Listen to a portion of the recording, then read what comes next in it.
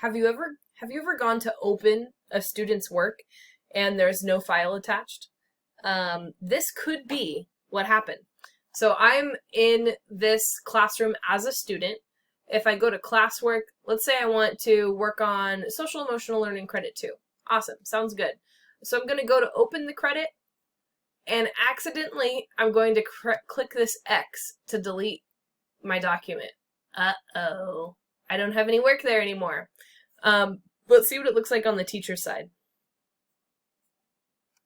So if we go to look at social emotional credit 2, I can see, oh, Samantha Mosque has no attachments to this assignment.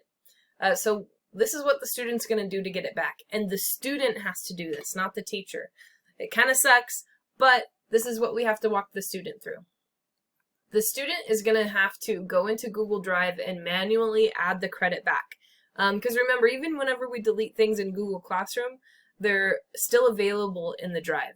So if we click Add or Create, it's going to take us to our Google Drive. So we're going to go to Google Drive, and then I'm going to look for that credit that was assigned to me, which I had just opened it, so it's probably right there. But I can also, for the student, I can write social and emotional learning credit 2, and it might not work for me because I have so many things in my drive, but the student's not going to have that many things assigned to them.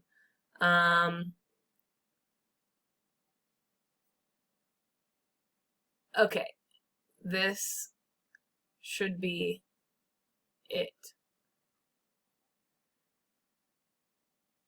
Alright, so my document is there, and if the student hadn't worked on it yet, they could just make a copy. It's no big deal to make a copy, but if there was work in there, they want the actual credit that they've been working on to be added. Okay, so let's go back to the teacher view and see if that solved it. And sure enough, Samantha Mosque has a document here in their social emotional credit 2.